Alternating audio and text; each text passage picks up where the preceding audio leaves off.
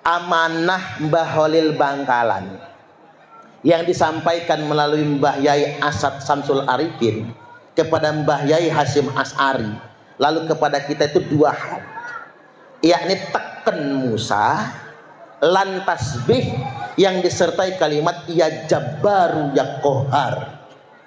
Hati-hati yang gak ikhlas ngurus NU, walaupun di Banam loh Bu, walaupun di Muslimat, walaupun ten Patayat, walaupun ten Ansor, kalau nggak ikhlas ngurus NU, ya Jabbar, dia akan hancur nantinya, kualat. Saya sering begini Pak, mengambil tamsil. Polisi tenanan niku kompol ke bawah. Kalau AKBP ke atas itu jabatan politis.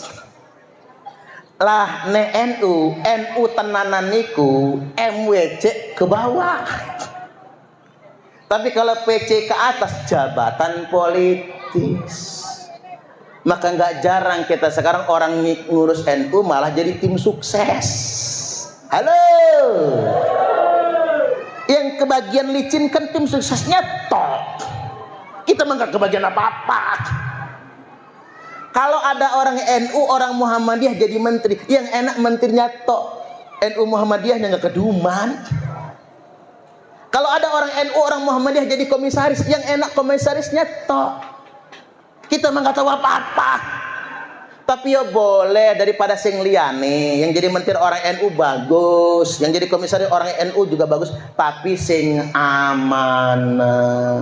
Nanti kualat, ngapunten semua pengurus NU, PBNU, PWNU, PCNU, MWCNU, ranting NU. Kalau ada anak ranting kalau ada. Ingat, kalau sudah jadi pengurus NU, jangan merasa menjadi pemilik NU. Kalau kita merasa menjadi pemilik NU, warga Nahdiyinnya nanti kita anggap cuman penumpang. Ketika pemerintah memburu rakyat dengan pajak dan royalti, ketika anggota DPR mengejar tambahan tunjangan dan gaji, ketika penegak hukum bisa diintervensi, KPK, MK, Jaksa, Polri bisa dilobi, ketika NU dan Muhammadiyah sibuk ngurusin tambang, komisaris dan jabatan menteri, MUI pun tidak lagi bertaji, maka masyarakat akan berjuang sendiri melalui aksi. Hati-hati, pemerintah harus pro rakyat. Hari ini bingung kita Bapak Ibu, MUI menang, NU nya menang, Muhammadiyah menang, malah ngapunten ikut kena skandal kuota haji. Bismillahirrahmanirrahim. Assalamualaikum warahmatullahi wabarakatuh. Alhamdulillah alamin, hamdan wa syukranillah, wassalatu wassalamu ala rasulillah, amma ba'du. Alhamdulillah alamin. Bertemu lagi di channel Prima Shermania Lampung. Bagaimana kabar teman-temanku semuanya pada kesempatan kali ini? Semoga teman-temanku semuanya dimanapun teman-temanku berada selalu dalam keadaan sehat walafiat. Amin amin ya rabbal alamin. Baiklah, di video kali ini saya akan menampilkan acara pengajian Selamanan Muslimat NU dalam rangka Maulid Nabi Muhammad SAW, yang pada kesempatan kali ini yang diisi oleh beliau Al-Mukarram Romo Ki Haji Suparman Abdul Karim Hasan dari Bandar Lampung. Beliau adalah Ketua Pimpinan Wilayah Perjuangan Wali Songo Indonesia Provinsi Lampung, dan sekaligus beliau adalah pimpinan Pondok Pesantren Rahmatul Ummah As-Salafiyah An-Nadiyah Jati Agung Lampung Selatan, yang berlokasikan di Masjid Nurul Hidayah Mesuji, Kabupaten Ogan Komering Ilir, Provinsi Sumatera Selatan. Dan alhamdulillah acara ini berjalan dengan lancar. Baiklah teman-teman, untuk menyingkat waktu, marilah kita dengarkan bersama Mauidul Hasanah yang disampaikan oleh Al-Mukarram Romo Ki Haji Suparman Abdul Karim Hasan sampai selesai. Supaya tidak gagal paham, marilah kita dengarkan videonya sampai habis, jangan di skip, dan saran dari saya untuk selalu menggunakan headset supaya teman-teman bisa lebih fokus untuk mendengarkannya. Baiklah, selamat mendengarkan. Assalamualaikum warahmatullahi wabarakatuh.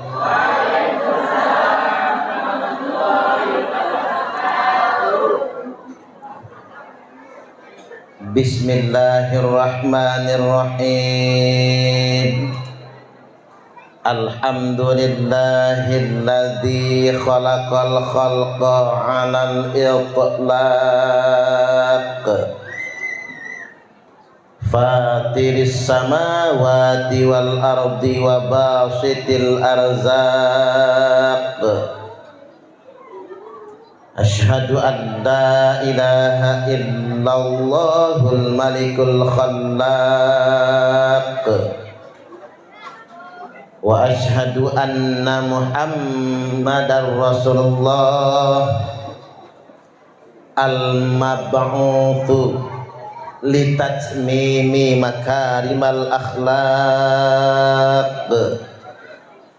Allahumma salli wa sallim ala sayyidina Muhammad wa ala alihi wa sahbihi wa man tabi'ahum bi ihsanin ila yaumit talaq. Amma ba'du. Yang terhormat penjabat kepala desa Surya Adi Jaya, kan desa Pemekaran. Kemudian yang kami hormati Bapak Sekretaris Desa, Pak Sekdes, Bapak Ustadz Ahmad Sodik. Yang kami hormati dan yang kami ta'zimi Romo Kiai Rahmat Latif Budiman Al-Hafidh, nafa'anallahu bi'ulumih. Selanjutnya yang kami hormati Kiai Khairuddin selaku Rais Suryah Ranting Surya Adi. Pecinya apa niku, lonjong nopo panjang ya. Pecinya panjang, rambutnya panjang, itu biasanya rambut orang sakti itu. Peci ngoten kan, peci rambut itu orang sakti biasanya. Selanjutnya yang kami hormati Kiai Nur Ibrahim selaku Ketua MWC Kecamatan Musujing. Selanjutnya yang kami hormati Bapak Ketua RT, Pak Ketua RW, Pak Jasman, Pak Yai Rahmat, poro yai, poro masayih, poro asatid. Tidak semuanya tercatat di sini.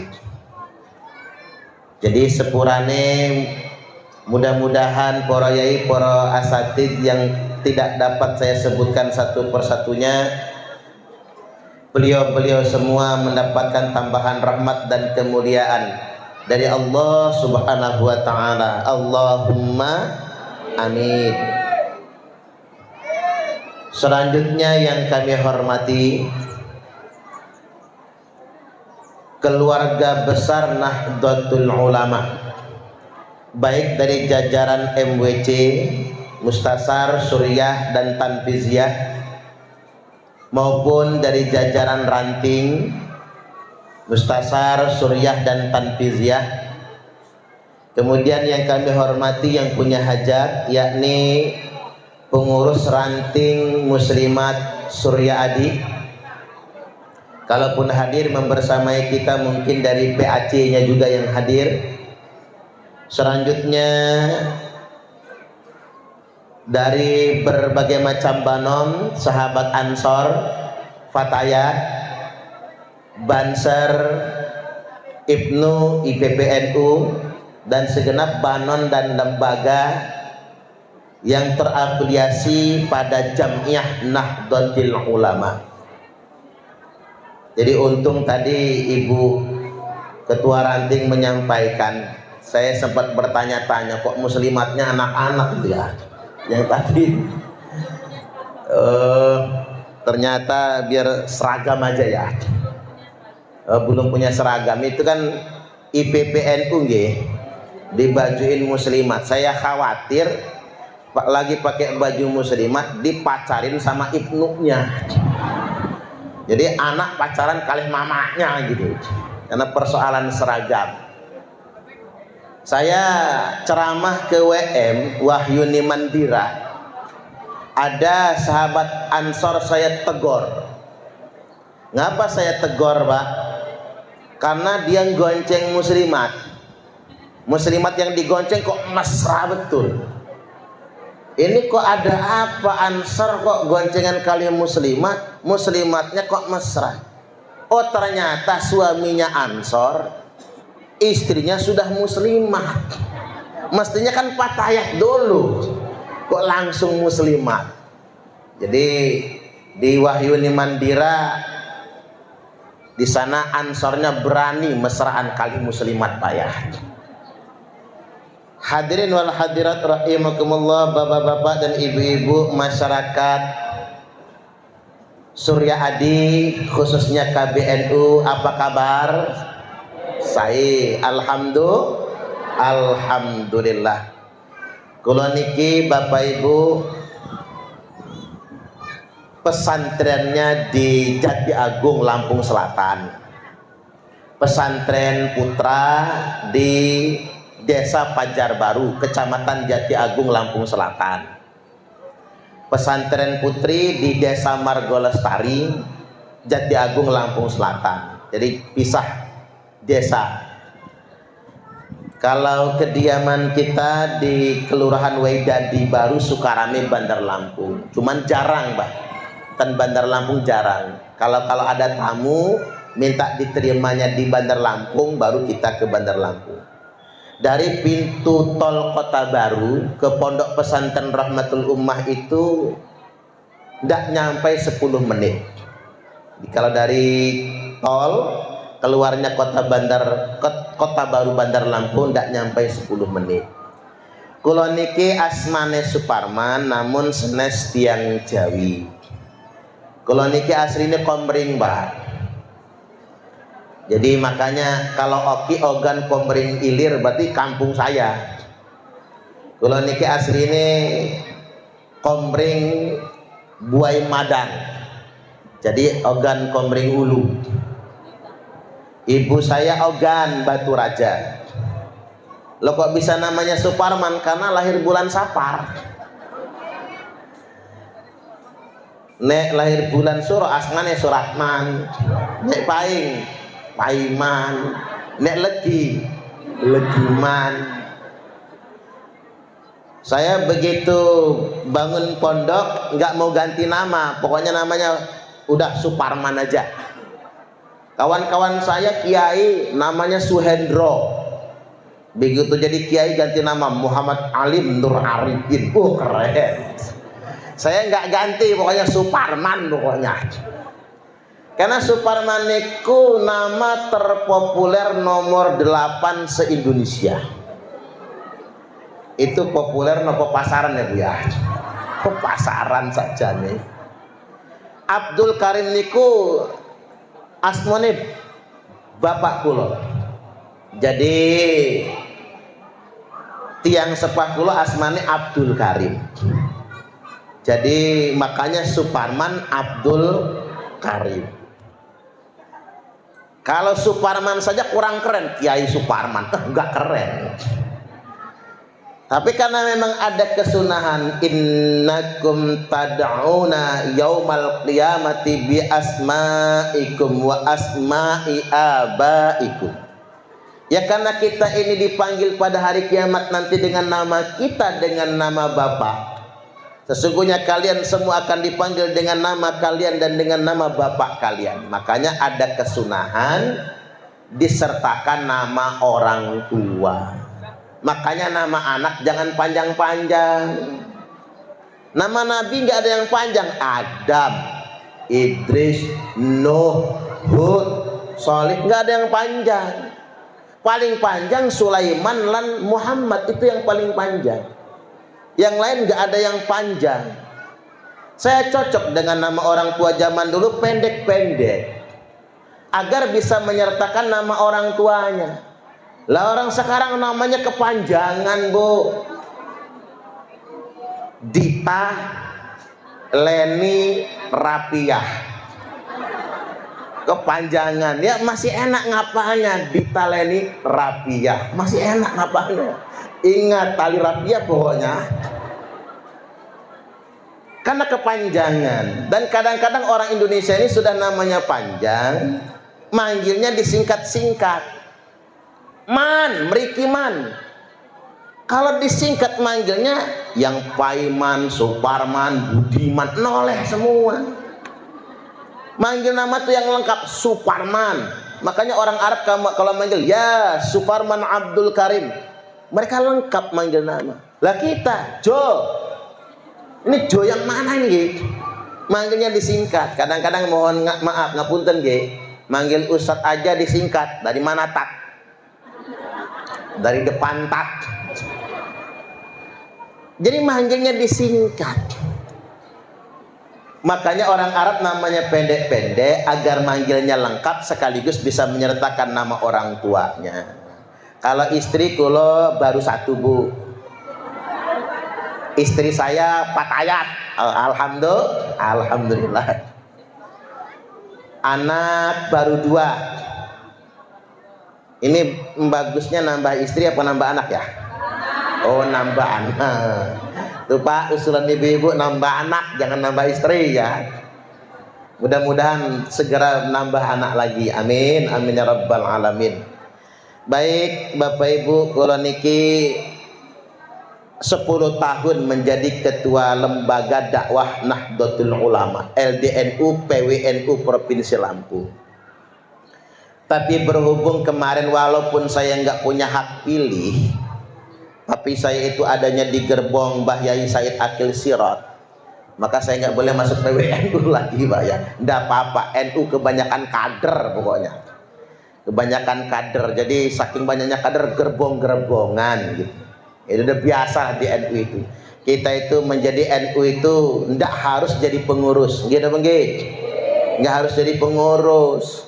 Mentang-mentang nggak jadi pengurus jadi bikin NU tandingan gitu, jangan. Jadi jabatan saya yang tersisa sekarang tinggal penasehat JKH.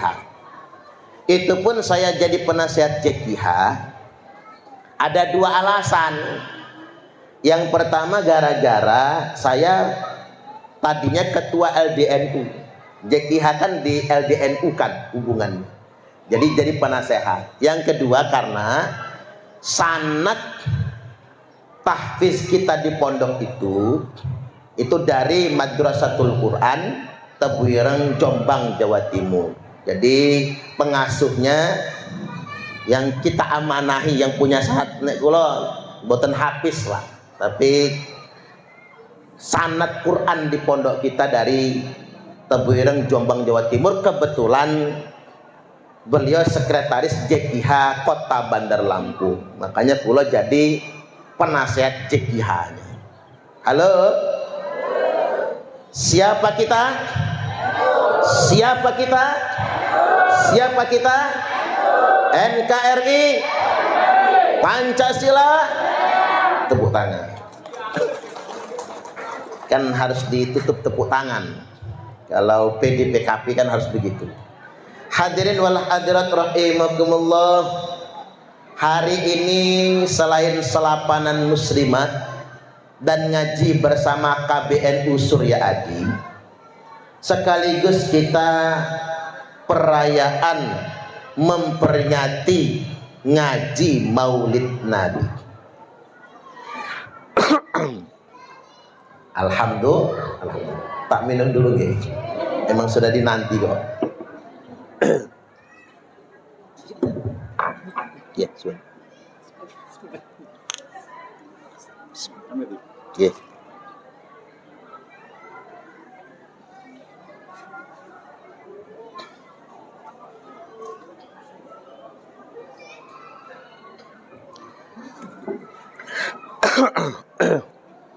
Peri berdiri gak? Kalau nih kok perasaan kasih ngantuk. Jadi kalau duduk takut ketiduran sambil ceramah nanti. Biar ndak ngantuk, biar tegak begini saja. Nabi kita lahirnya hari apa? Senin. Bulannya Rabiul Awal, tahun Gajah. Beliau lahir subuh. Begitu lahir ketahuan anak lanang, senangnya. Yang senang keluarga besar, Bani Abdi Manaf, Bani Hashim, Bani Abdul Muthalib, senang semua. Karena punya anak lanang. Lu apa sebab? Budaya masyarakat Arab jahiliyah malu kalau punya anak perempuan. Makanya kita ini syukur tinggal di Indonesia, Pak, Bu. Karena kita laki perempuan sama saja, sami mau, nggak ada bedanya. Orang Arab jahiliyah malu punya anak perempuan. Digambarkan dalam surah An-Nahl, wa idza busyira ahaduhum bil unta dhalla wajhuhu muswaddan wa huwa kadhib. Orang Arab jahiliyah itu kalau mereka mendengar kabar idza busyira, dapat kabar nyeletuk dukun beranak alias bidan, biniknya yang lagi melahirkan, yang keluar anak wedok, dhalla wajhuhu, mukanya berpaling, kepalanya nunduk, muswaddan, menghitam. Pan orang Arab itu kulitnya kemerahan, kalau lagi marah campur malu jadi hitam.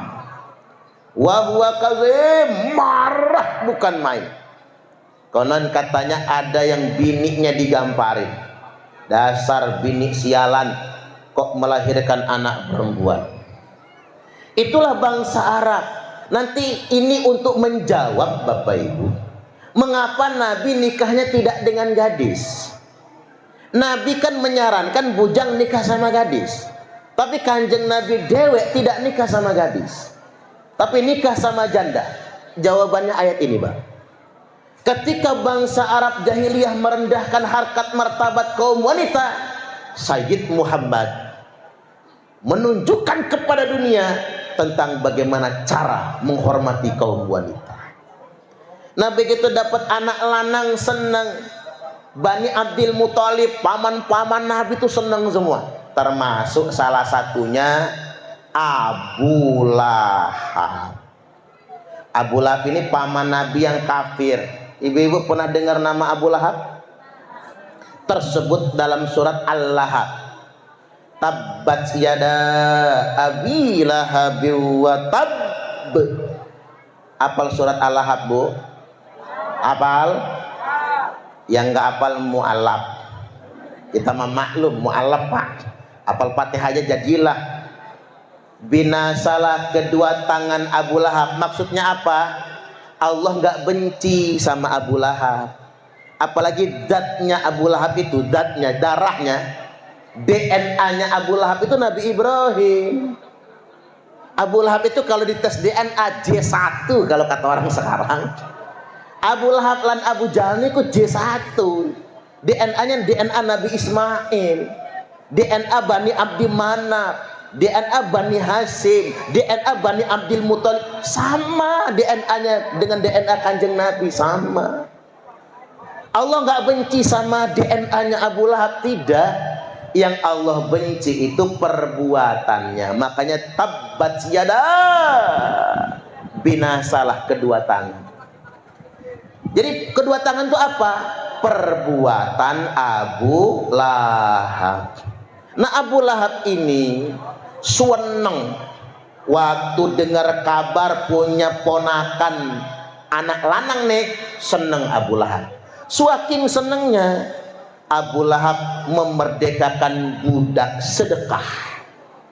Budak yang dimerdekakan namanya Tuwaibah yang belakangan kemudian menjadi salah satu ibu susunya Kanjeng Nabi Muhammad sallallahu alaihi wasallam. Nah, ceritanya nih, gara-gara Abu Lahab senenge kalih maulide Kanjeng Nabi, bentuk seneng yang mengeluarkan rezekinya untuk sedekah maulid. Salah satu bentuk sedekah maulidnya Abu Lahab memerdekakan budak yang namanya Tuwaibah. Memerdekakan budak itu mahal, harganya 80 ekor unta. Saking mahalnya, gara-gara itu berlalu aja. Bagi Abu Lahab wajar, dia sugih, banyak duitnya, emang bangga punya ponakan laki-laki. Wajar bagi Abu Lahab. Waktu berlalu begitu saja, orang sudah lupa dengan sedekahnya Abu Lahab. Sampai Sayyid Muhammad diangkat menjadi Rasul, Abu Lahab orang yang mengingkarinya bersama kakaknya si Abu Jahal. Sampai mati pun mati kafir. Nah, ceritanya Abu Lahab mati nih. Udah setahun dalam kubur, adiknya Abu Lahab mimpi. Asmone Sayyid Abbas bin Abdul Muthalib radhiyallahu anhu. Nah, ini bedanya sama Abu Lahab. Abu Lahabnya mati kafir, Sayyid Abbasnya ahlul bait. Abbas itu ahlul bait, Pak. Jadi 5 keluarga yang Nabi sebut ahlul bait itu Alu Abbas, Alu Aliyin, Alu Aqil, Alu Ja'far, itu disebut itu. Jadi Abbas itu ahlul bait. Nah, Abbas bercerita, lamma mata Abu Lahab ra'aituhu fi manami ba'da haulin fi syarrihal. Setelah mati Abu Lahab, setahun nih dikubur, aku melihat Abu Lahab dalam tidurku. Saat itu Abu Lahab disiksa fi syarrihal, dalam keadaan buruk sekali. Makanya bahasa Quran begini Bapak Ibu, sayasla naran dzatalahab. Kan biasanya kalau siksaan Allah itu menggunakan kalimat saufa, kalla saufa ta'lamun, tsumma kalla saufa ta'lamun. Apa bedanya saufa dengan sin saja? Ini namanya sin ditanpis, menunjukkan kalau saufa itu nanti, tapi tasik tange. Kalau saufa itu di akhirat, saufa. Tapi kalau saya selana rongzatalahab, kamu akan segera masuk neraka. Ini jawaban. Abu Lahab nerakanya nggak nunggu akhirat, nggak nunggu kiamat, Pak. Abu Lahab itu begitu masuk kubur langsung dapat neraka. Saya selana rongzatalahab, niscaya pasti Abu Lahab dimasukkan ke dalam neraka berupa dzatalahab, api yang bergejolak. Halo, paham gak? Di surah Al-Lahab Abu Lahab langsung masuk neraka, disiksa dalam siksa kubur. Namun kata Abu Lahab, dek, ngomong sama adiknya nih, Kang Mas niki dek, tiap hari Senin dapat dispensasi. Lah kaget Sayyid Abbas, Pak, lo kok iso? Kayak orang libur sekolah, Pak, ada prenya, ada cutinya. Yukhaffafu anni kulla yaumitsnain, diringankan siksa kubur saya tiap hari Senin. Niki Ahad nggih, besok Senin. Nah, besok Abu Lahab libur disiksa. Besok nih jauh dari libur, seneng bener Abu Lahab. Kalau jenengan mau percaya, mangkat nang Mekah, cari makom Abu Lahab, tanyain di situ, bener tidak si Abu Lahab niki libur tiap hari Senin. Lah ini Bapak Ibu, kalau hikayat bisa ditolak, Kalau hadis dhaif kita parkir dulu, nggak kepake. Ini bab ini nyerempet akidah soalnya. Ini nyerempet akidah, Bang. Kalau hadisnya maudhu kita buang. Niki hadis sahih. Hadis sahih Al-Bukhari. Makanya Wahabi itu Pak sebel banget nih sama hadis. Sebel banget ya. Udah kadang mengharamkan maulid. Kata Abu Lahab, aku diringankan siksa kubur tiap hari Senin gara-gara waktu aku dapat kabar ponakan kita Muhammad lahir, aku senengnya bimaulidihi, senengnya dengan maulid Muhammad itu. Saking senangnya aku memerdekakan budak. Ternyata Abu Lahab dapat dispensasi, keringanan, kompensasi berupa air minum tiap hari Senin hanya gara-gara merayakan maulid kelahiran Nabiullah Muhammad sallallahu alaihi wasallam. Dan Abu Lahab tiap hari Senin dapat kiriman air minum, mugi-mugi mereknya Wainu. Orang NU minumlah Wainu, ojo sing liyane. Ini sekalian iklan nih.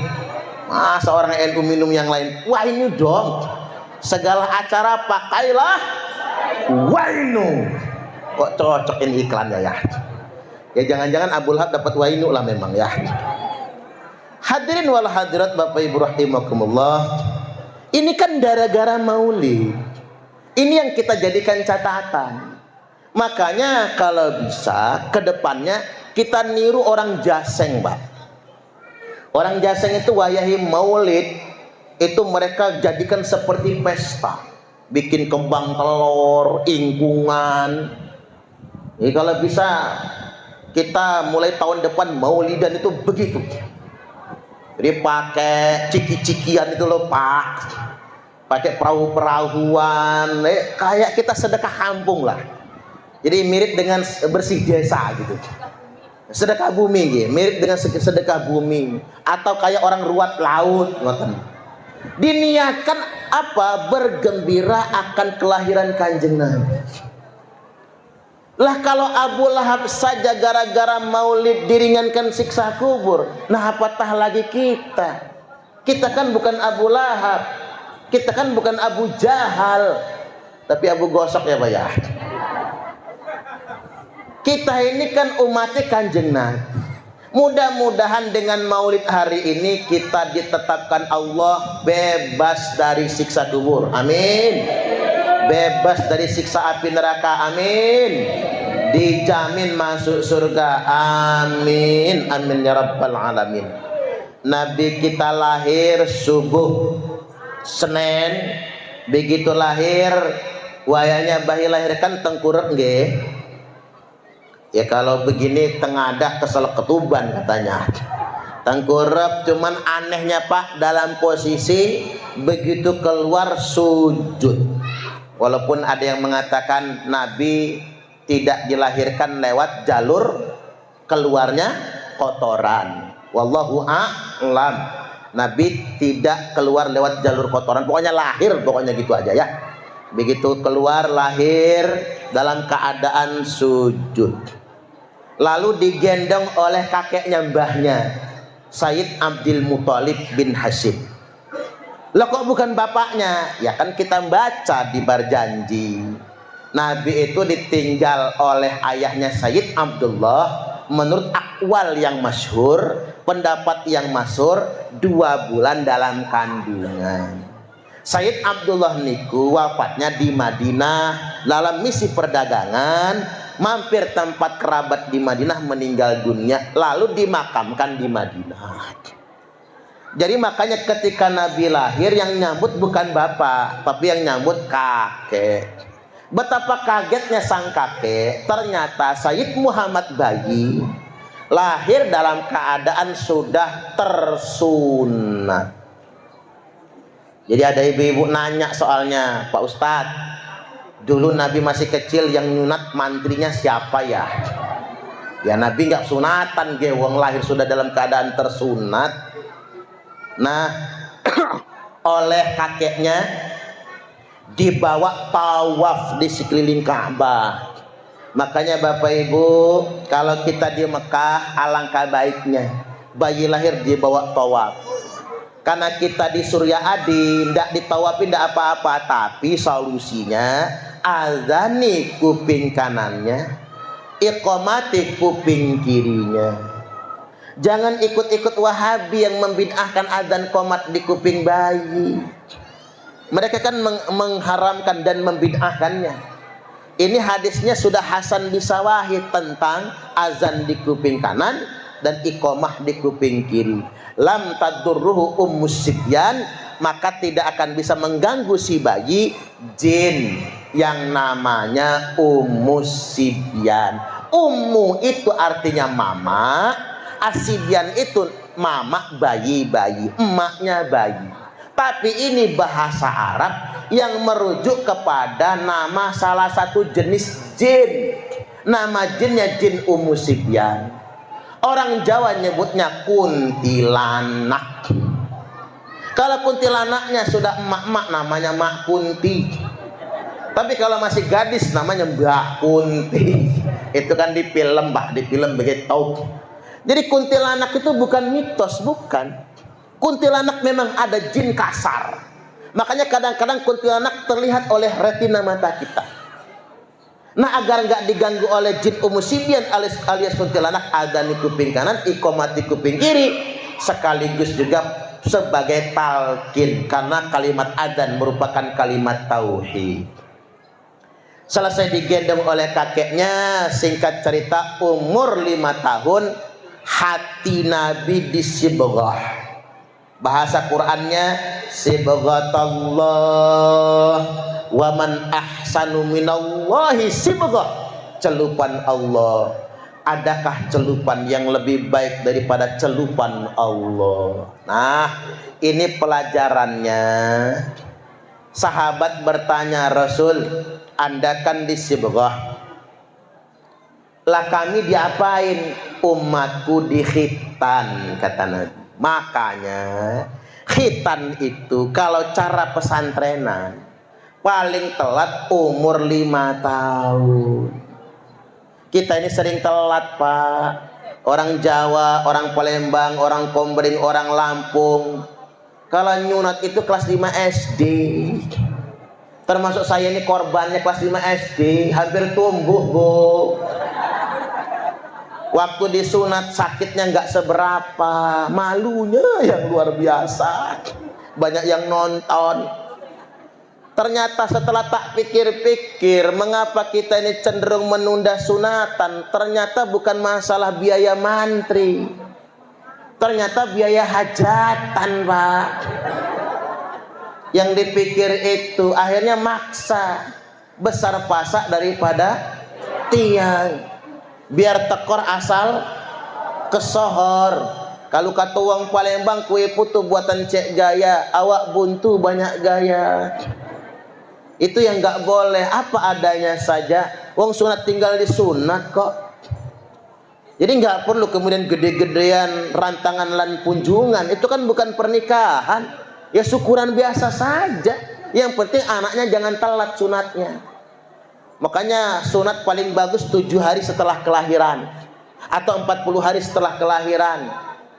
Telat dikit setahun, masih belum tega 2 tahun, tapi maksimal 5 tahun. Usahakan Bapak Ibu, apalagi yang sudah nyantri, jangan khitan di atas 5 tahun. Itu sing api, itu bagusnya. Sekaligus juga ini pembelajaran buat kita. Ternyata Kanjeng Nabi mulai dari ditawafi, disibghah, ternyata Kanjeng Nabi itu nggak ujuk-ujuk jadi Nabi. Ada lingkungan yang membentuknya. Dipilih 10 ibu susu, kan bergantian. Yang terkenal Halimatus Sa'diyah, Tuwaibah, wanita-wanita solihah. Tidak boleh wanita ahli maksiat yang menyusui Nabi. Artinya anak itu dibentuk oleh cara kita mendidiknya. Tuh, pas sesuai menjadikan akhlak Rasulullah sebagai landasan mendidik generasi muda. Tugas-tugas kita sebagai orang tua. Ingat, perilaku orang tua nurun ke anak. Makanya orang Arab punya pepatah, ma fil aba fil abna. Apa yang ada pada bapaknya nurun ke anaknya. Orang Jawa nyaut, apa kata orang Jawa? Nek bapake kalong, anake kampret. Nek bapake nyolong, anake nyopet. Ulang sekali lagi Bu ya. Nek bapake kalong, anake kampret. Nek bapake nyolong, anake nyopet. Buah jatuh nggak jauh dari pohon. Kalau bapak kencing berdiri, anak kencing berlari. Kalau bapaknya kencing berlari, anaknya ngencingi bapaknya sendiri. Tambah kurang ajar anak. Didik anak dengan baik. Umur 6 tahun Nabi kita ditinggal sang ibunda Sayyidah Aminah radhiyallahu anha, wafat meninggal dunia. Resmi yatim piatu. Makanya rekomendasi juga, nanti kalau maulid lagi, adakan acara santunan yatim piatu. Lah santunan yatim piatu kan tidak hanya 10 Muharram. Kalau 10 Muharram itu kan menghusap kepala anak yatim, kan keterangannya dihapuskan semua dosa kita dan diangkat derajat kita menurut rambut anak yatim. Nah, lebaran Nabi belikan baju baru anak yatim, lebaran Idul Fitri. Maulid Nabi yatim piatu, kita sedekah yatim juga, sering-sering sedekah yatim. Kemudian umur 8 tahun beliau ditinggal kakek, Sayyid Abdul Muthalib wafat meninggal dunia. Akhirnya diikutkan paman. Kata pamannya Abu Thalib. Nah, ini nggak bisa kita sebut Sayyid Pak, karena Abu Thalib menurut syariat wafat dalam keadaan belum beriman. Makanya ada orang Baduy nanya sama Nabi, ya Rasulullah, aina abi? Di mana bapakku? Finnar, neraka, kata Nabi. Marah, ini marah. Orang Baduy ini diomongin bapaknya di neraka, tersinggung. Lihat dia tersinggung, kata Nabi, inna abi wa abaka finnar. Bapakku sama bapakmu sami tenroko. Baru nyengir si Baduy. Oh, kalau begitu sama dong Nabi. Bapakmu kali bapakku masuk neraka. Ini hadis sahih Pak. Lah gara-gara hadis inilah Wahabi memponis orang tua Nabi masuk neraka. Mapas kalau kata orang Lampung. Ini kelewatan bener Wahabi itu Bapak Ibu. Makanya jenengan bersyukur kita jadi NU. Alhamdulillah. Ahlussunnah wal jamaah nggak boleh loh Pak mengucapkan betapa nggak berakhlaknya kita menyampaikan Sayyid Abdullah, Sayyidah Aisyah, Sayyid Abdul Muthalib kok masuk neraka. Nggak berani kita ngomong begitu. Apalagi beliau-beliau itu wafat sebelum Nabi kita diangkat menjadi Rasul. Yang dimaksud inna abi wa abaka finnar, bapakku dan bapakmu masuk neraka itu si Abu Thalib. Karena taunya si Baduy bapaknya Nabi bukan Abdullah. Si Baduy taunya bapaknya Nabi Abu Thalib. Paham? Jangan sampai orang NU berpendapat orang tua Nabi masuk neraka. Jangan sampai Pak. Itu nggak sesuai dengan madhab kita, nggak sesuai dengan akidah kita itu. Nah, ikut pamannya agar nggak nakal, agar nggak ikut-ikutan orang Arab jahiliyah. Makanya penting yang namanya pendidikan anak diprakondisi sejak awal. Karena begini Bapak Ibu, Nabi itu di umur 12 sampai 25 tahun ikut misi perdagangan. Karena itu usia efek bandwagon kata orang sekolah. Kalau kita belajar namanya usia efek bandwagon. Bandwagon effect. Apa itu? Usia anak gampang ikut-ikutan, gampang melo-meloan. Makanya sing tawuran umur 12 sampai 25. Geng motor umur 12 sampai 25. Yang suka kerusuhan 12 sampai 25. Makanya kemarin demo mahasiswanya lurus memperjuangkan nasib rakyat, tapi yang ngejarah itu penumpang gelap, di antaranya anak remaja. Efek bandwagon itu. Makanya yang maling jamnya Sahroni, tahu Sahroni Bu? Itu yang maling jamnya Sahroni kan anak remaja. Rumah Sahroni, Eko Patrio, Kuya Napa Urbah, dan rumahnya Menteri Keuangan, itu anak-anak muda efek bandwagon. Lah agar anak kita tidak ikut-ikutan yang negatif, usia segitu bagusnya kirim ke pondok pesantren. Insya Allah. Jangan tanggung dia ngirim anak ke pondok, ke Jawa. Kirim ke Jawa Timur, ke pondok terbesar Lirboyo, kemudian Tebu Ireng, kirim ke sana.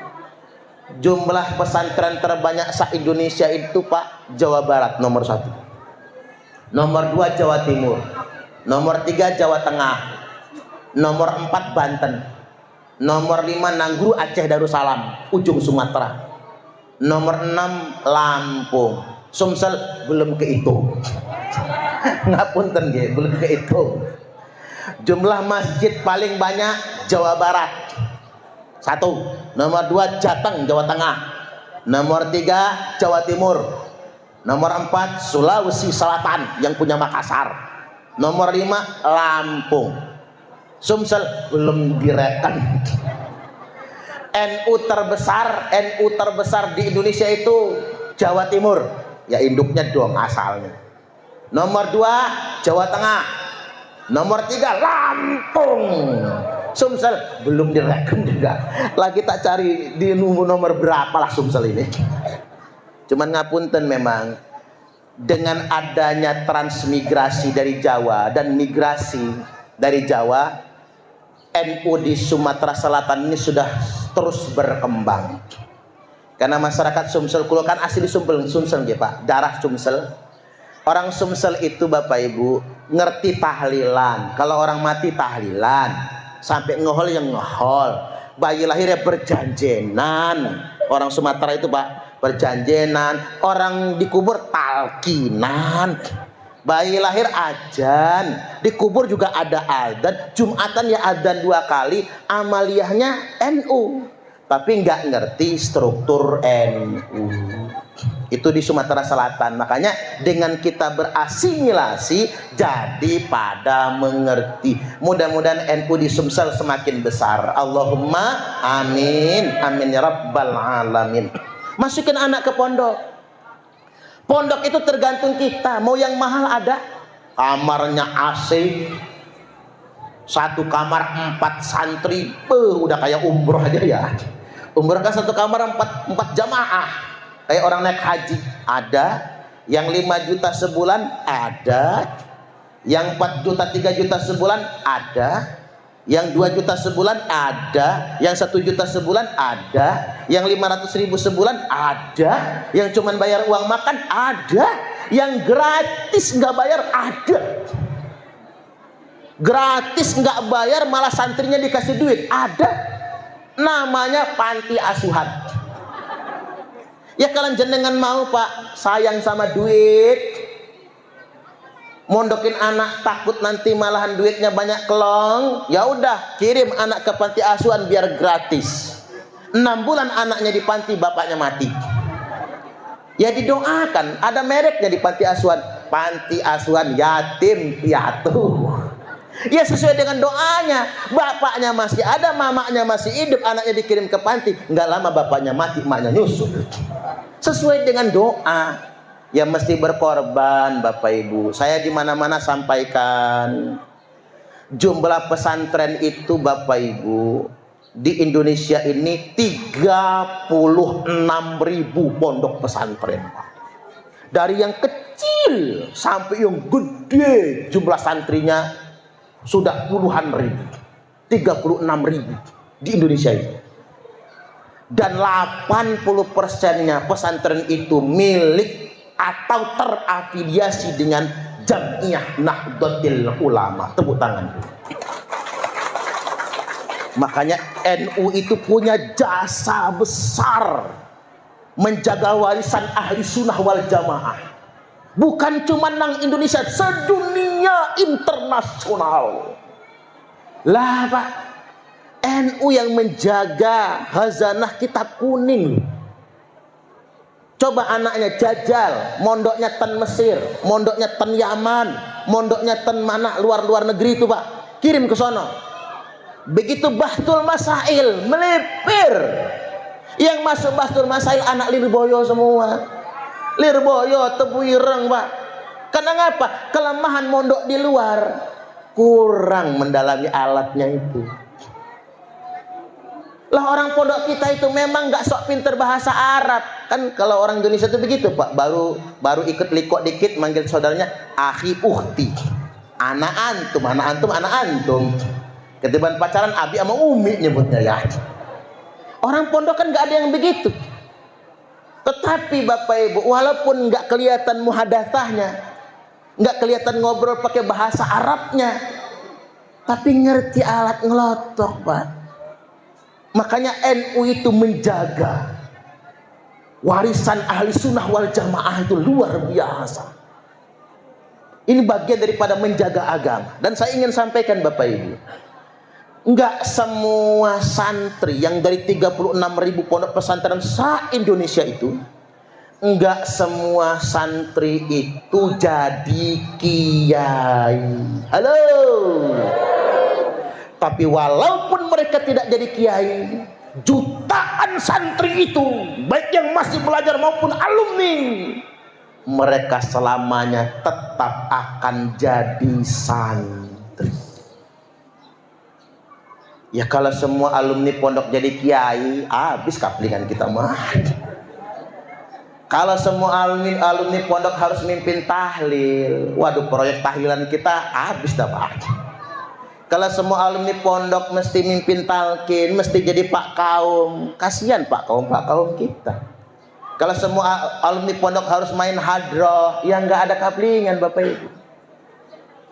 Nggak semua alumni pondok harus jadi kiai, tapi selamanya dia akan menjadi santri. Maksudnya apa?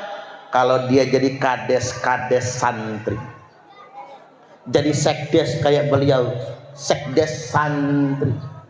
Jadi menteri santri, jenderal santri, polisi santri, tentara santri, dan akan dihormati terus ilmunya para kiai. Nah, saya ambil contoh mursyid kita Pak, mursyid kula Mbah Yai Ahmad Shadiq Al-Maghfurlah.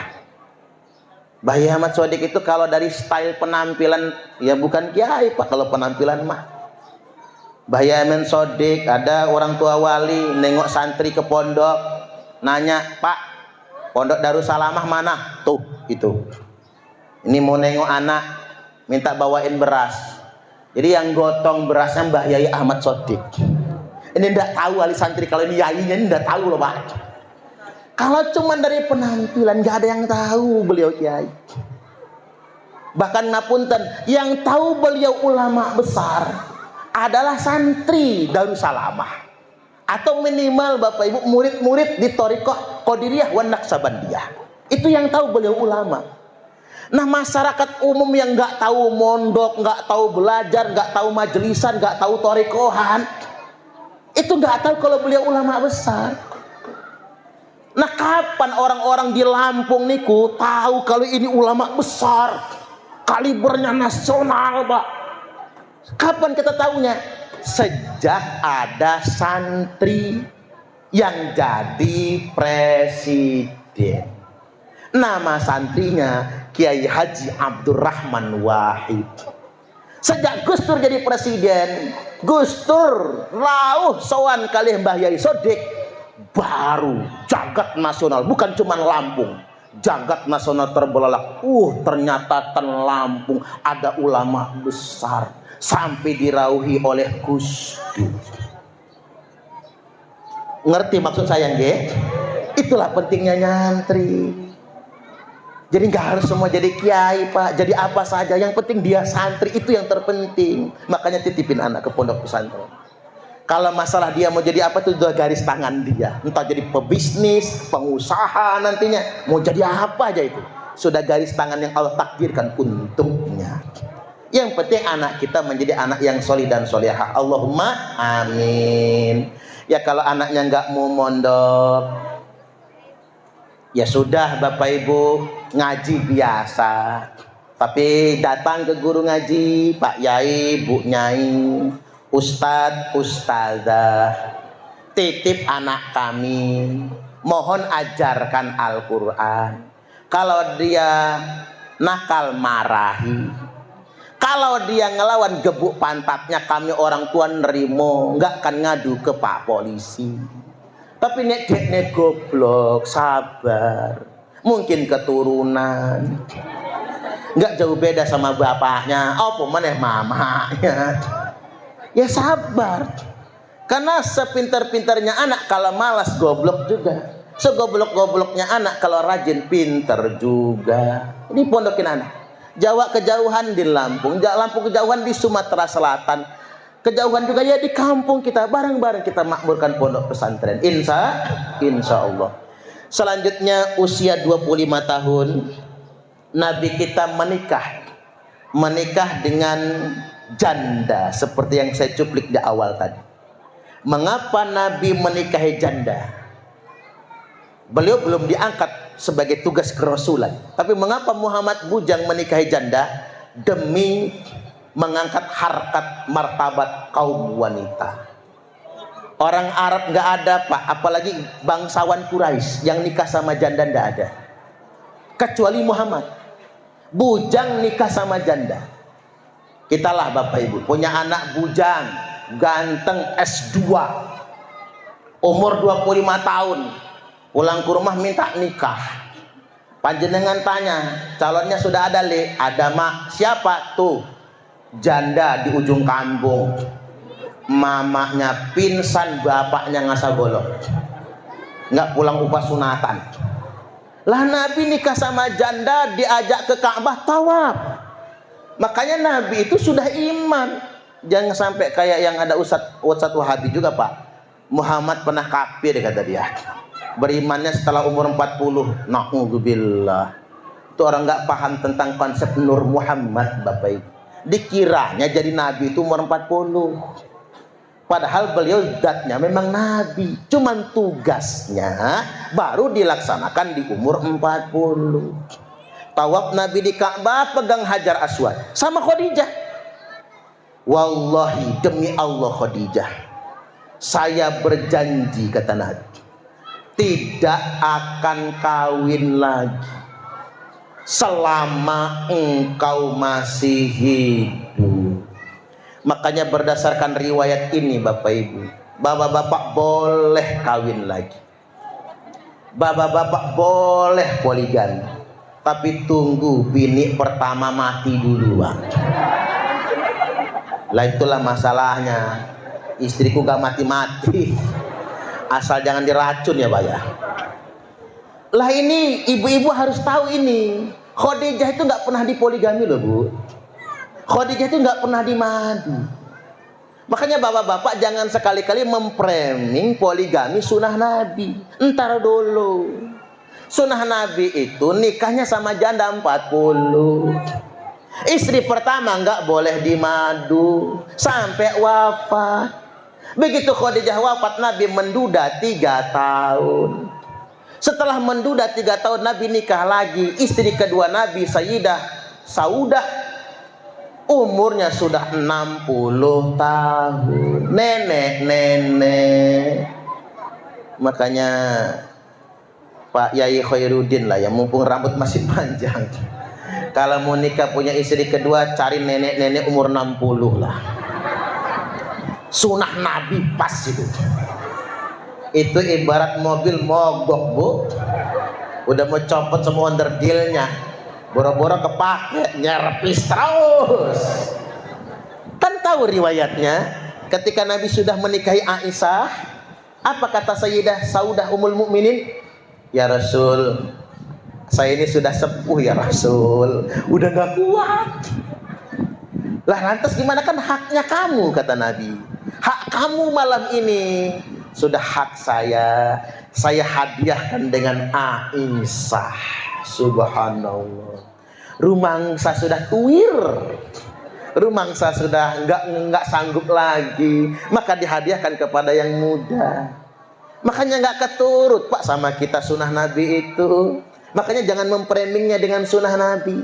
Dan Nabi itu paling baik sama istri. Nggak ada laki-laki yang paling baik dengan istri kecuali saya, kata Nabi, yang mengalahkan Nabi. Wa khiyarukum linisaihim khuluqa. Laki-laki terbaik adalah yang paling baik dengan istrinya. Bapak-bapak ini baik nggak, Bu? Hebat. Ibu-ibu pintar menutupi aib suami. Padahal pengen jawab jahat ya, Bu. Ngapunten, saya Pak Bu, nek ramah kalian jenengan wajar. Ngapunten, kulo ramah kalian jenengan wajar, karena saya penceramah. Penceramah nggak ramah, nggak diundang orang. Caleg ramah wajar, wong minta dicoblos. Lah caleg nggak ramah, pelit juga, males nyoblosnya. Pedagang ramah wajar, jualan. Pedagang nggak ramah, marah aja sama pembeli, bangkrut nggak laku. Tapi kalau bapak-bapak ramah dengan istri, itu luar biasa. Sekali-kali panggil istri, Pak, Mama, meriki Mama. Ada apa Papa? Mama membersihkan teletong. Begitu istrinya datang, lenggah Mama. Begitu istri duduk, Pak, rogoh kantong, ambil duit 15 juta. Banting Pak, jeleker, biar kelihatan tebelnya. Ini uang apa Papa? Ini uang belanja Mama. Gue tuku beras, tuku berambang, tuku terasi, bayar listrik, ongkos anak sekolah, cicilan kulkas, cicilan motor, cicilan seragam muslimat. Kira-kira cukup Mama? Yo cukup Papa, malah turah. Yo nek turah, simpen kalih Mama. Mantep Pak. Sisaan jangan ditanya lagi. Biarkan istri yang kita percaya menyimpannya. Cocok nggak Bu? Istri ngekep duit 15 juta mau nyimpen ke kamar, nanti dulu Mama. Ambil lagi di kantong kiri Pak, banting lagi 15 juta. Jeleker. Ini apa lagi Papa? Ini bonus untuk Mama. Capek Mama ngerumat anak, ngerumat Papa lan melumah tiap malam Mama. Bonusnya 15 juta. Mangkato nang pasar Mama, jangan pulang kalau nggak habis. 15 juta uang belanja, 15 juta bonusnya 30 juta. Mau nggak Bu? Ngimpi. Ngimpi nganti jedut langit lah Bu. Yang gak ada duitnya juga ya Bu ya. Ibu-ibu mah pengertian. Model-model begini 30 juta pret. Jauh tangnya itu Mak. Nggak masuk Pak, nggak masuk. Cuman saya tahu lah ibu-ibu nih, ibu-ibu itu paling sebel sama laki-laki yang pelit, ngasihnya cuman dikit, itu pun diungkit-ungkit. Ada zaman sekarang Bu? Yang mana orangnya Bu? Kalau datang ke sini, bukan masalah dikitnya, itu diungkitnya itu yang gak enak. Umur 35 tahun Nabi mendamaikan konflik Ka'bah. Sebentar, kita minum dulu ya. Waduh, waktunya udah mau jam 12 nggih.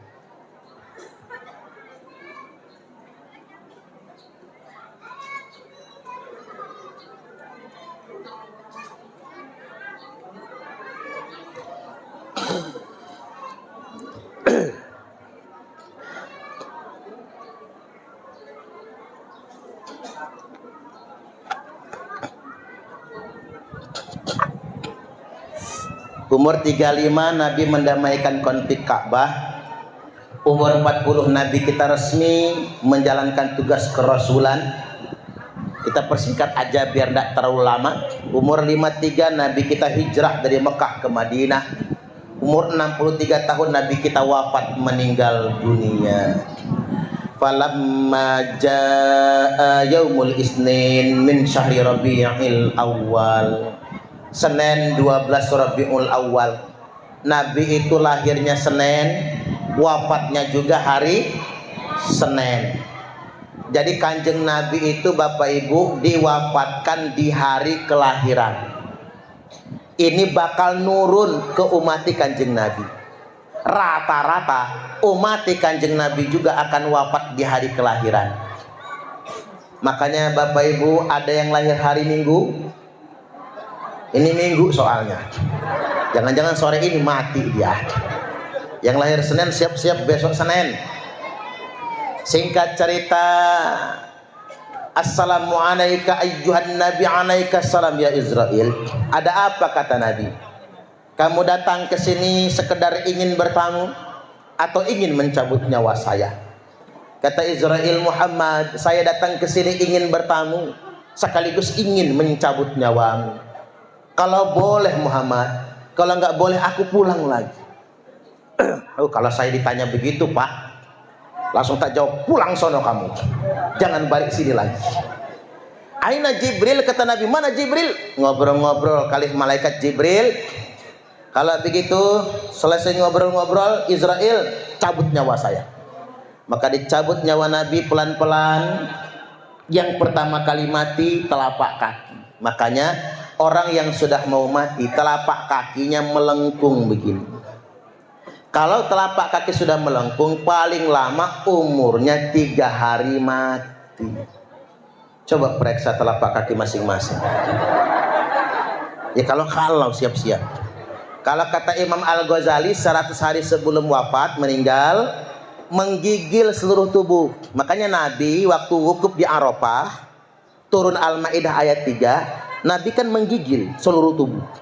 Makanya kata Imam Al-Ghazali, kalau sudah menggigil campur kesemutan dari ubun-ubun sampai ujung kaki, kejadiannya habis asar sampai maghrib, umurnya 100 hari lagi meninggal. Maka nanti asar kalau ada yang kayak gitu siap-siap ya Pak, hitung tanggalan 100 hari pokoknya. Nah kalau 40 hari lagi jelang ajal, kedutan di udel, dut. Itu tanda apa? Pohon ajal yang ada nama kita tertulis di daunnya itu sudah putus. Kalau daun itu sudah putus, umur kita tinggal 40 hari. Tanda daun itu putus, sudah kedutan di udel kita. Misalnya ada daun yang bertuliskan Nur Ibrahim misalnya, pakai alamat lagi Ketua MWC misalnya. Begitu lepas langsung kedutan 40 hari. Kalau 7 hari menjelang ajal, mata kosong, pandangan mata mendongak ke atas. Coba lihatin yang pandangan matanya ke atas Bapak Ibu. Kalau 3 hari menjelang ajal, nafsu makan hilang, mulut lidah terasa hambar. Kalau sehari lagi kedutan di ubun-ubun. Makanya Mbah Suwali kalau udah kedutan udah deket banget. Dut di ubun-ubun. Nah, tarik nyawa Nabi sampailah di lutut, sampailah di udel, sampailah di dada. Ketika nyawa Nabi sampai di dada, beliau berwasiat, usikum bis-sholati wa ma malakat aymanukum. Aku wasiatkan kepada kalian semua, jaga sholat dan jaga amanah yang dibebankan kepada kalian. Nomor 1, jaga sholat. Jangan sampai kayak kata orang, sholat zuhur mepet asar, asare numbur maghrib, maghribe mentok isae ketiduran, subuhnya kesiangan. Ada yang niat subuhnya begini, usalli fardhu subhi rak'ataini mustaqbilal qiblati qodoan lillahi ta'ala. Lah kekodoan Pak jam 8 sholat subuhnya. Ibu-ibu nyusul, apa kata ibu-ibu? Usolli fardhu subhi rak'ataini mustaqbilal qiblati, kesiangan lan kawanan lillahi ta'ala. Loh kok kawanan Bu? Jam 10 sholat subuhnya.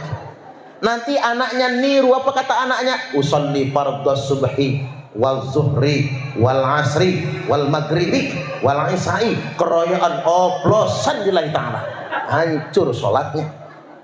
Nah, wasiat Nabi yang kedua, wa ma malakat aimanukum, kan kalau diterjemahkan oleh sebagian ulama dimaknai muradnya ini pada budak sahaya dan harta.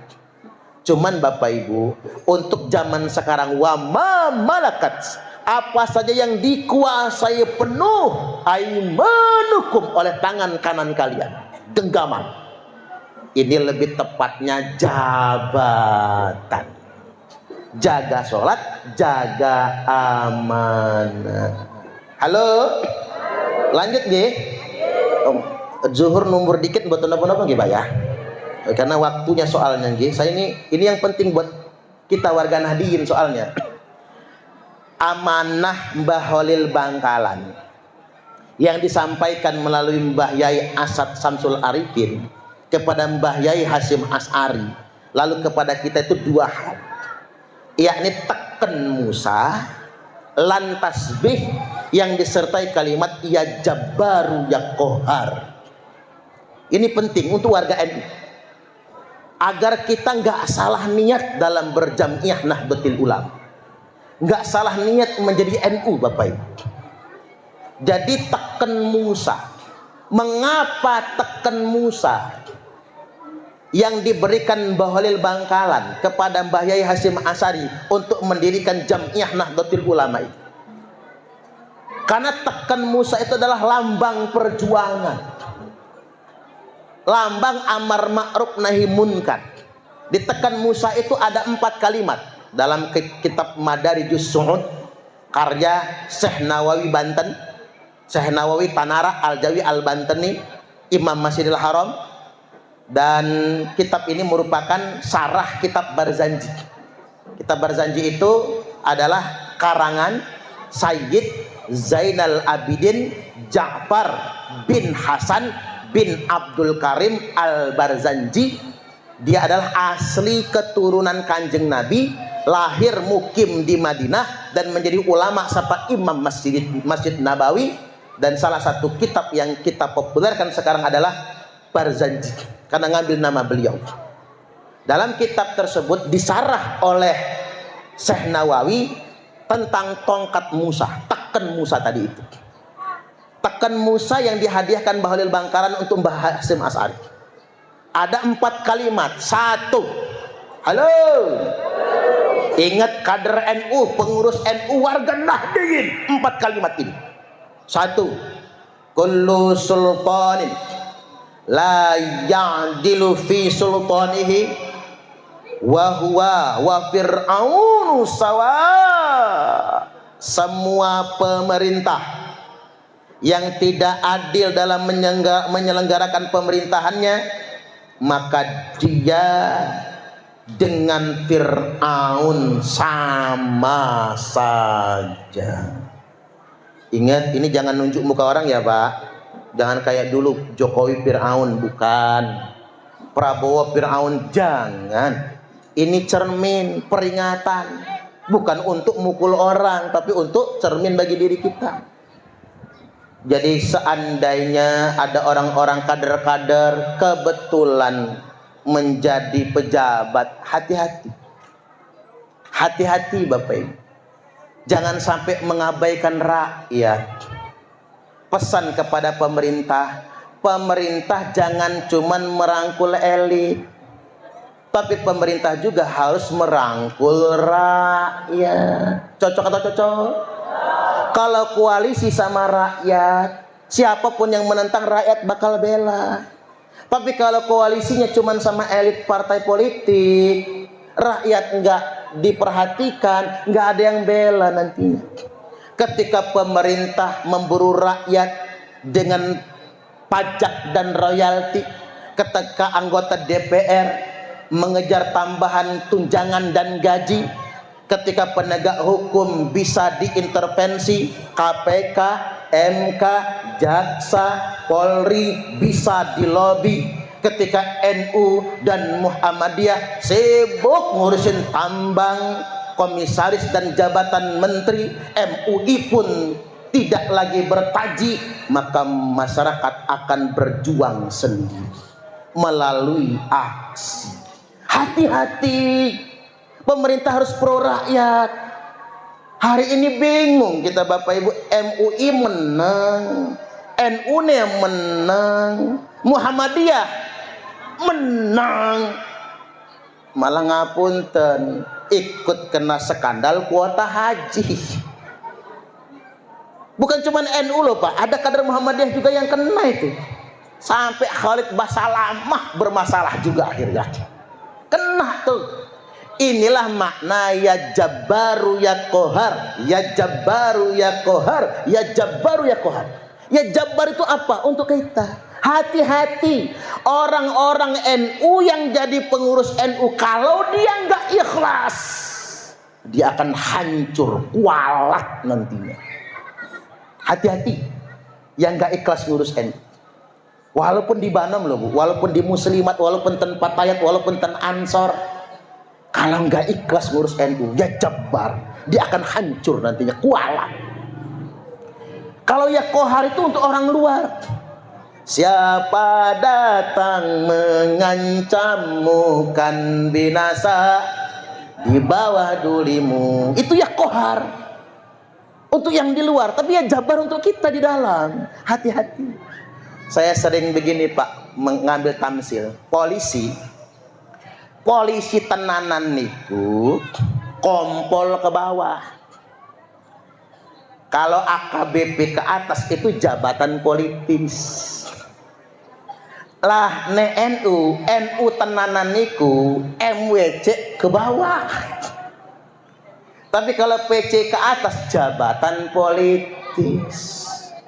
Maka nggak jarang kita sekarang orang ngurus NU malah jadi tim sukses. Halo. Yang kebagian licin kan tim suksesnya tok. Kita mah nggak kebagian apa-apa. Kalau ada orang NU, orang Muhammadiyah jadi menteri, yang enak menterinya tok. NU Muhammadiyahnya nggak keduman. Kalau ada orang NU, orang Muhammadiyah jadi komisaris, yang enak komisarisnya tok. Kita mah nggak tahu apa-apa. Tapi ya boleh, daripada sing liyane yang jadi menteri orang NU bagus, yang jadi komisaris orang NU juga bagus, tapi sing amanah. Nanti kualat, ngapunten semua pengurus NU, PBNU, PWNU, PCNU, MWCNU, ranting NU. Kalau ada anak ranting kalau ada. Ingat, kalau sudah jadi pengurus NU, jangan merasa menjadi pemilik NU. Kalau kita merasa menjadi pemilik NU, warga Nahdliinnya nanti kita anggap cuman penumpang. Sudah ada yang ngomongnya begitu Pak, warga Nahdliin ini cuma numpang. Seakan-akan yang punya NU itu pengurus toh. Sama pemerintah, presiden, gubernur, bupati, wali kota, camat, kades nggak usah dihitung nggak usah ya. Presiden, gubernur, wali kota, bupati, kalau sudah menjabat jangan merasa memiliki negara. Dianggapnya rakyat ini numpang, jangan. Akhirnya kejadian seperti di kota Prabu Mulih Pak. Karena pejabat merasa memiliki Prabu Mulih itu, semua orang sesuai dengan maunya dia, viral akhirnya dia. Hati-hati. Nanti kejadian kayak di Pati, mentang-mentang diangkat jadi bupati, dia merasa memiliki Pati, rakyat Pati cuma numpang, dipajekin tinggi-tinggi, akhirnya ngamuk masyarakat Pati. Hati-hati. Kita ini program pro rakyat harusnya. Coba saya tanya, makan bergizi gratis itu MBG itu maunya rakyat atau maunya pemerintah? Jujur ini maunya pemerintah. Gila bang? Lah kalau maunya rakyat, takon kali rakyat. Oi rakyat, sampean maunya apa? Rakyat jawab, Pak, ganti program MBG itu dengan sekolah bebas biaya dari SD sampai kuliah. Setuju atau setuju?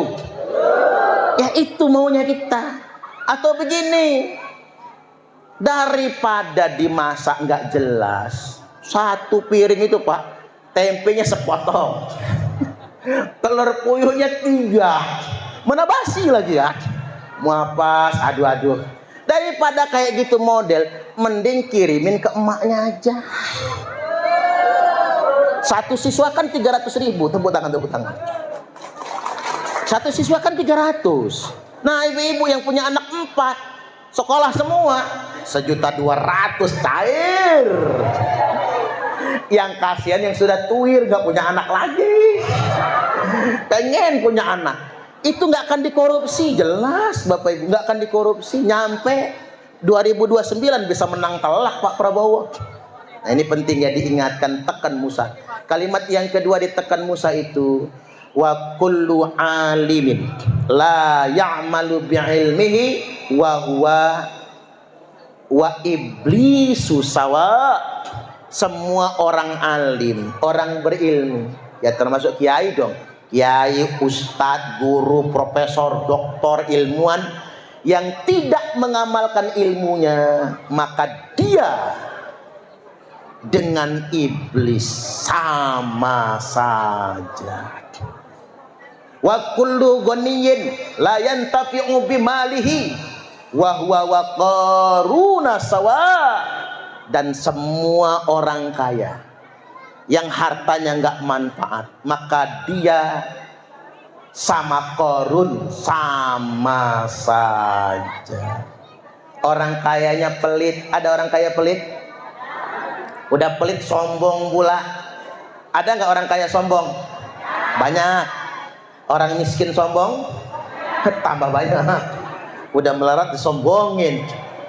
Dan kalimat yang keempat, wa kullu faqirin la yasbiru ala faqrihi wa huwa wal qalbu sawa. Dan semua orang miskin, orang fakir yang tidak sabar dengan miskinnya, wa huwa wal qalbu sawa, maka dia dengan anjing sama saja. Gak enak dengarnya. Anjing nopo kiri Bu, kiri nopo segawon. Tapi jangan nunjuk muka orang ya Bu, sampean melarat gak tahu sholat, anjing kamu ya, dibaca orang kita. Ini bukan buat nunjuk muka orang, tapi buat cermin bagi kita. Baik, tarik lagi nyawa Nabi sampai di kerongkongan. Nabi berpesan lagi, ittaqun nisa, ittaqun nisa, ittaqun nisa. Hati-hati dengan wanita, takutlah akan wanita. Wanita itu paling gampang masuk surga, paling gampang masuk neraka. Kalau ibu-ibu pengen masuk surga, tinggal taat suami, manut. Tapi kalau ibu-ibu pengen masuk neraka, gampang Bu, ngelawanlah sama suami. Suami lagi tidur, sepak palanya, gratis masuk nerakanya. Kalau ibu-ibu pengen masuk surga Bu, jadilah istri yang qanaah. Tapi istri yang tidak nerimo, ada uang abang disayang, nggak ada uang abang ditendang. Kalau dompet laki lagi gemuk, mau dipeluk-peluk. Tapi kalau dompet lakinya lagi nipis, lakinya megang, bilangnya najis, jijai bajai najong tralala. Papah kerja, mamah belanja, papah nganggur, mamah kabur. Cinta tak mengenal warna kulit, tapi cinta mengenal warna duit. Jangan sampai kayak gitu, nerimo apa adanya. Wong ibu-ibu itu gampang cari pahala kok. Ibu-ibu cukup nyucup tangan suami, emah. Itu sama seperti 70 kali cium hajar aswad. Apalagi suaminya ireng Bu, persis hajar aswadnya, gampang. Ibu-ibu nyuci baju suami, satu baju dapat pahala 1.000, dicabut 2.000 dosa.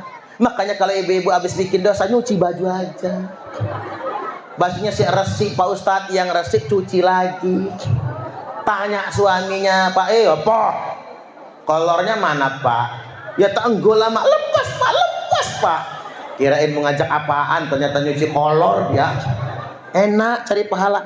Tarik lagi nyawa Nabi, sampailah di batas yang paling akhir. As-shalah, as-shalah, as-shalah. Sholat dan sholat lagi.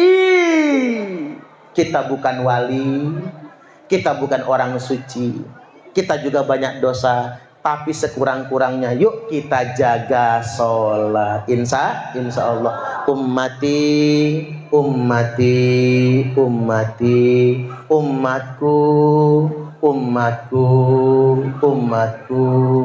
Wafatlah Nabi di usia 63 tahun waktu duha Senin 12 Rabiul Awal tahun ke-11 Hijriah, dan dimakamkan pada malam Rabu. Wafat Senin, biar gak jadi fitnah ini tak jelasin.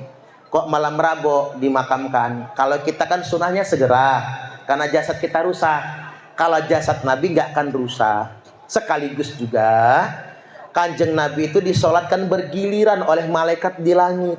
Jadi baru selesai malam Rabu, dimakamkan di kamar Sayyidah Aisyah.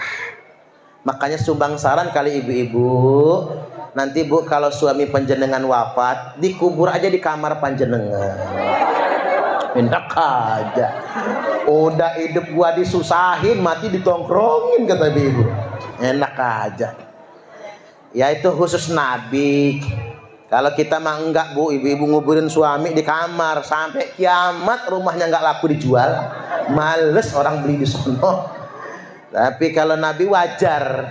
Makanya karena itu kamar dan beliau orang mulia, dan itulah sebab mengapa makam Nabi dikijing. Baik, di bagian akhir Bapak Ibu yang hendak saya sampaikan pada kesempatan kali ini, mohon maaf tadi panitia itu sebetulnya mesen bahas-bahas dikit masalah nasab, cuman saya ndak sempet Pak, lain waktu aja lah kita bahas-bahasnya. Cuman saya pesenin, halo, sebelum selesai maka ada salawat. oh anten salawat nggih, ya salawat nggih, oh ya siap-siap nggih.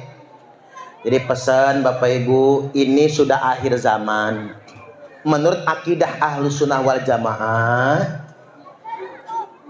kita meyakini adanya Imam Mahdi. Halo. Al-Mahdiyu minna. Imam Mahdi itu keturunan kami kata Nabi. Min waladi Fatimah, keturunannya Fatimah. Di mana Imam Mahdi itu? Imam Mahdi lahirnya ten Madinah. Jadi kalau Imam Mahdinya di Palembang udah salah Pak, udah salah. Di Madinah, ismuhu ismi wa ismu abihi isma abi, namanya persis nama aku kata Nabi, nama bapaknya pun nama bapakku. Imam Mahdi itu asmoni Muhammad bin Abdullah, lahir di Madinah, besar ten Madinah, lalu akan dibaiat di Ka'bah. Ciri Imam Mahdi akan segera turun ada dua. Satu, Israel sudah makin jahat. Ini Israel makin baik apa makin jahat? Makin jahat nih. Ini alamat nih, akan segera ada Imam Mahdi. Ciri yang kedua, banyak yang ngaku-ngaku anak putune Kanjeng Nabi. Yazumu annahu minni wa laisa minni. Dia ngaku-ngaku anak putuku kata Nabi, padahal dia bukan anak putuku. Karena anak putu Nabi enggak akan pernah mengatakan datuk kami Muhammad, dalam darah aneh mengalir darah Rasulullah, enggak mungkin. Apalagi orangnya di Indonesia, enggak mungkin Bapak Ibu. Jadi saya ingin sampaikan, waspada, jangan gampang percaya kalau ada sekarang yang ngaku-ngaku anak cucu Nabi, karena mereka bukan anak cucu Nabi.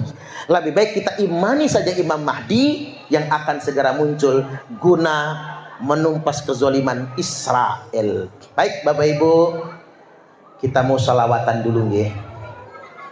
Monggo disiapkan infak terbaik. Tadi belum sumbangan kan? Saya khawatir aja nih taruhnya belum dibayar. Jangan sampai habis ngaji utang kan begitu, malu-maluin. Ingat ini niatkan walaupun cuman 2.000 infak maulid ya. Karena infak maulid ya jangan cuman 2.000 Bu, 50 boleh, 100 boleh. Tapi ngapunten bagi ibu-ibu yang betul-betul lupa nggak bawa duit ya, Nggak usah ngutang temen bu, takut lupa bayar. Nah, nggak usah pinjam teman di samping, cukup cincinnya aja yang dilepas atau anting sebelah nggak apa-apa buat sedekahan ini. Baik, monggo tim hadrah dipimpin salawat nggih. Alhamdulillahirrahmanirrahim, telah selesai maidu hasan yang disampaikan oleh Al-Mukarram Romo Kiai Haji Suparno Abdul Karim Hasan. Demikianlah di video kali ini, mudah-mudahan ilmu yang disampaikan beliau bisa membawa manfaat dan menambah wawasan-wawasan penting bagi kita semuanya. Amin amin ya rabbal alamin. Di sini saya mohon maaf apabila ada kesalahan dalam penyebutan nama dan tempat serta pengeditan yang makan waktu lama. Jika teman-teman menyukai channel ini, dukung selalu Prima Shermania Lampung. Subscribe channel ini jika channel ini bermanfaat. Share ke teman-teman Anda semua, tinggalkan like dan komen di bawah jika teman-teman menyukai video-video di channel ini. Terima kasih atas perhatiannya. Saya pamit mundurkan diri. Wassalamualaikum warahmatullahi wabarakatuh.